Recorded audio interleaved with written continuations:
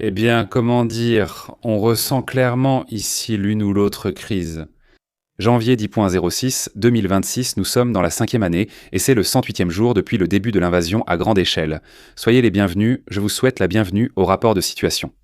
Dans le rapport d'aujourd'hui, nous allons examiner des alternatives de déplacement, comme nous l'avons déjà fait récemment. Nous allons également voir ce que le gouverneur de la région de Kherson, nommé par la Russie, rapporte actuellement au sujet de l'attaque de missiles ukrainienne. Celle-ci était en effet très intéressante d'un point de vue logistique. Et nous allons également examiner comment des attaques ont eu lieu près du port de Mariupol, ainsi que la situation actuelle à Konstantinivka, une ville qui est actuellement très disputée. Je reviens tout juste de Berlin, j'étais à Lila. Elle m'a demandé si je voulais passer, car ils ont une nouvelle révélation. Il y a une vidéo à ce sujet qui sortira demain. J'ai pu y enregistrer du très bon contenu. C'était très intéressant avec de nombreux stands à découvrir. J'ai aussi pu échanger avec les gens. Du bon contenu arrive ces prochains jours. Restez à l'écoute. Mais avant que vous ne soyez trop impatients, prenez un instant pour revenir en arrière. Environ 118 ans en arrière. Car c'est alors que la Première Guerre mondiale s'est achevée, une guerre qui devait mettre fin à toutes les autres et qui a marqué l'histoire. Une autre guerre qui entrera dans l'histoire pour une bonne raison est la guerre en Ukraine, car désormais elle a sa période spéciale de 3 jours. Des opérations spéciales qui ont dépassé les 1568 jours de guerre de la Première Guerre mondiale. Quelle performance! Les éclaireurs de l'unité Perun ont repéré dans un hangar un BM-21 Grad, caché et presque entièrement équipé. Le système de lance-roquettes multiples avait apparemment été placé dans un bâtiment pour le protéger de la reconnaissance des attaques de drones ou d'artillerie. Cependant, le camouflage n'a pas duré longtemps. À l'impact, il a pris feu et déclenché une violente explosion secondaire, détruisant le véhicule et les bâtiments voisins. Il est évidemment particulièrement problématique de garer un véhicule entièrement chargé quelque part. Car si le véhicule est touché dans cette situation, il n'y a pas seulement des dégâts sur le véhicule, en général il ne reste plus de véhicule du tout à la fin, parce que tout explose complètement. D'un autre côté, les Russes l'ont probablement simplement garé là, au cas où ils recevraient les coordonnées pour une attaque et pourraient alors agir immédiatement. Oui, donc il suffit de sortir rapidement, se mettre en position, viser, s'orienter. Et ensuite tirer, sans avoir à recharger entre-temps. Et ça prend aussi du temps. Oui, donc ce n'est pas forcément une idée stupide. Mais on voit bien, surtout avec les véhicules russes, qu'on atteint facilement le dépôt de munitions ouvert. La situation à Konstantinivka s'aggrave, non à cause d'une percée russe majeure, mais parce qu'ils sont désormais présents à plusieurs endroits simultanément. Nous l'avions déjà évoqué. Ceci est une brève mise à jour. Pendant des mois, nous avons vu des attaques venant du sud et aussi de l'est. Surtout ici, près de la station de méthane, près de l'école professionnelle, il y a eu de très gros combats, ou en tout cas beaucoup de combats.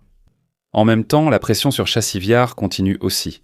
Chassiviar se trouve juste à côté, ici. La ville est déjà disputée depuis un certain temps.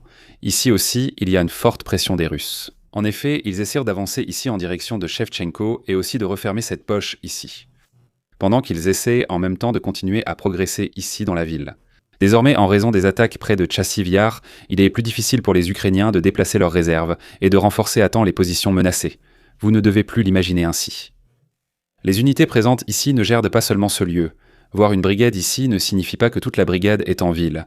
Il s'agit plutôt du quartier général, l'état-major qui se trouve quelque part ici à l'arrière. Ici, il y a peut-être un bataillon ou encore un autre bataillon de cette brigade. Ensuite, un bataillon de réserve quelque part à l'arrière. Ensuite, peut-être un bataillon ici dans cette zone. C'est possible, ou dans un autre secteur du front, car les Ukrainiens répartissent souvent leurs brigades.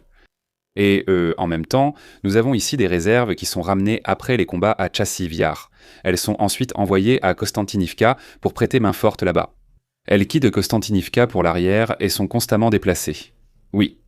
La raison, c'est qu'ils ne restent pas toujours sur un même front, surtout lorsqu'ils se trouvent dans une zone de combat particulièrement sollicitée.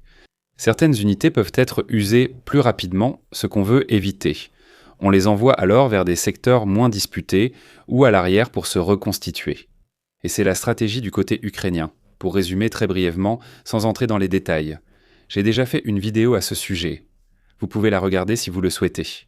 Le problème, c'est que si l'on déplace des forces de Konstantinivka vers Chassiviar pour les utiliser ici dans la défense, et que la situation change ensuite à Konstantinivka et qu'on a de nouveau besoin de renforts là-bas, il n'est plus aussi facile de les retirer. surtout si les Russes augmentent aussi la pression ici. Et c'est le problème auquel les Ukrainiens sont actuellement confrontés à cet endroit. Ce qui est particulièrement problématique, c'est que les Russes se rapprochent de plus en plus des principales voies d'approvisionnement. La ville n'est pas encerclée, ni même séparée par une ligne claire, mais ici, des unités des deux camps se battent dans presque chaque quartier. Sauf peut-être dans les quartiers périphériques, surtout en ville, une rue est tenue par des Ukrainiens, mais un bâtiment de cette même rue peut l'être par des Russes. Et cela, on le voit dans toute la zone de la ville. Cela rappelle en fait assez fortement Toretsk, oui, je l'ai déjà évoqué récemment. Là aussi, cela a commencé avec de petits groupes d'infiltration russes qui ont réussi à s'installer dans certains bâtiments. Progressivement, des têtes de pont russes se sont formées dans la ville, forçant les Ukrainiens à céder du terrain jusqu'à ce que la ville tombe aux mains des Russes. Et si la situation actuelle continue ainsi, la défense ukrainienne devrait de plus en plus se replier vers les quartiers nord-ouest de la ville. C'est précisément là que se trouvent les dernières grandes possibilités de repli et surtout d'approvisionnement pour les voies logistiques. Et elles ne doivent pas tomber. Car si cela arrive, les Ukrainiens auront ici un gros problème. Ainsi, ils auront de nombreuses unités dispersées dans la ville, mais sans approvisionnement, ils devront se replier. Il ne faut bien sûr pas oublier un point. Même si la ville tombe, la bataille du Donbass n'est évidemment pas terminée. Derrière la ville, les prochaines lignes de défense sont déjà en place, tandis que les Russes ont déjà mobilisé d'importantes forces pour entrer dans la ville. Gouverneur désigné par la Russie dans la région occupée. Le gouverneur de Kherson, Vladimir Saldo, signale une attaque de missiles ukrainiens contre le pont entre Henichesk et l'isthme d'Arabat. Le pont aurait apparemment été tellement endommagé que la circulation a dû être complètement interrompue. Les véhicules ne peuvent plus traverser le passage. Si vous vous demandez pourquoi ce pont est important, regardez la carte. L'isthme d'Arabat est une étroite bande de terre entre la mer d'Azov et le Sivash. Quiconque veut y acheminer le ravitaillement dépend de quelques routes et de passages. C'est précisément pour cette raison que de tels ponts sont bien plus importants qu'ils ne le paraissent à première vue.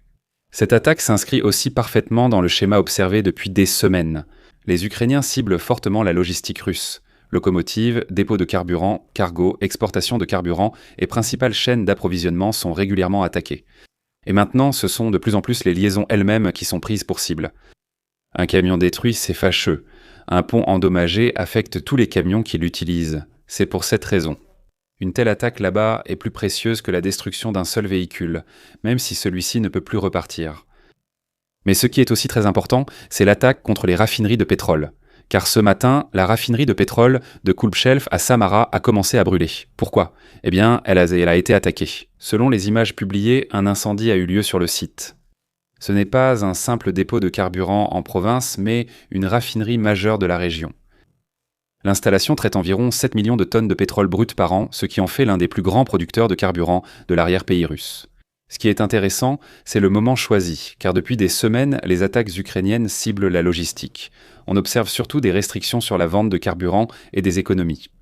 Et maintenant, de nouvelles attaques visent les raffineries pour accroître la pression et maintenir la pénurie. L'Ukraine a de nouveau attaqué le port de Mariupol, qui est utilisé par les forces russes comme un point logistique clé dans le sud de l'Ukraine. Selon les informations, l'attaque visait non seulement des navires, mais aussi l'infrastructure portuaire. Ont notamment été endommagés des postes de transformation, des installations radars, des ateliers de réparation, la tour de contrôle ainsi que les dépôts de carburant et les dépôts de lubrifiants.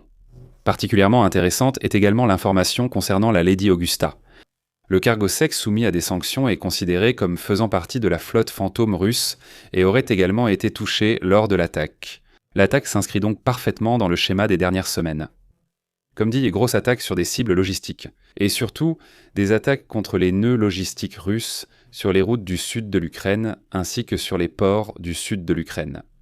Et si un port ne peut plus fonctionner sans problème, cela affecte l'ensemble de l'approvisionnement qui doit passer par lui. Et réussir cela avec relativement peu de drones, c'est évidemment une performance que nous pouvons constater ici. La crise du carburant en Crimée semble de plus en plus donner lieu à des solutions créatives. Alors que de longues files d'attente continuent de se former devant les stations-service et que le carburant reste rare dans de nombreux endroits, un moyen de transport alternatif gagne en popularité, ce que nous pouvons observer de plus en plus souvent dans les rues de la péninsule.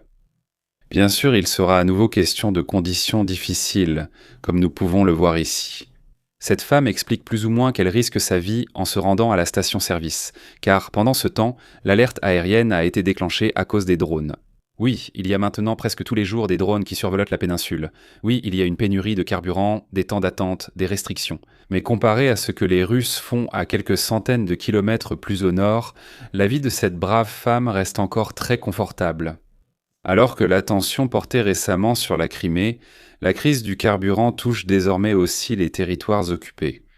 De nouvelles images de Donetsk révèlent de longues files aux stations-service, obligeant les automobilistes à patienter. Ce qui est intéressant, bien sûr, c'est qu'il ne s'agit pas ici d'une image de la région de Crimée, mais bien d'une de l'Est de l'Ukraine. Et je viens tout juste de descendre du train, je suis rentré directement chez moi et j'ai enregistré ici. C'est pourquoi le rapport de situation d'aujourd'hui ne contient évidemment pas tout ce qui s'est passé aujourd'hui, ou ce que j'ai personnellement trouvé intéressant, ou ce que j'aurais trouvé intéressant.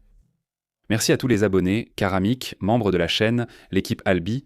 Un merci tout particulier va au lieutenant-colonel Rennecke, à Cilia Drittig, à Freddy et à Mayer Meyerhofer.